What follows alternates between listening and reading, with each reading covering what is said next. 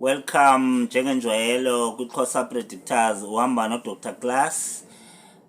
Quick prediction, Everton dlala neTottenham. Everton dlala kokwayo. Ubusafe ihandicap ukuthi izaba khona i2 goals. Teams zase-Europe zakora to say izaba khona 2 goals. Young Amsterdam dlala ne-FC Dordrecht. So ezi teams zombini zase-Netherlands. So ubusafe uthi izaba khona i2 goals. So mostly teams zase-Europe is between 2-1, 1-1 adle ngodraw ngo-0-0. And then seku-PSV eDevon neRoda FC Kerkrach. Ziteams zase-Netherlands nazo ubusafe phayana uthi izaba khona i2 goals because always teams zase-Europe ziyakora.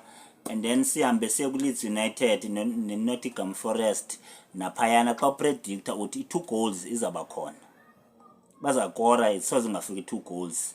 And then sidlule siye ku-Leicester City ne-Aston Villa. Aston Villa is a strong team in Europe and then is ku-top 5 kuloko England.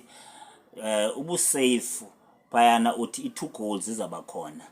And then ke ngoku i-odds eziphayana ngu-2.9 odds lowana. If ufaka 50 rand ungayiwina imali engange 159 rand. So that is my predictions zami endinazo. So at least ikhona gain. So ubusafe, most of the teams when you predict in Europe, they always score 2 goals. Thank you very much. We xhosa predictors. So if you predict, I'm telling you, you will never go wrong. Thank you very much.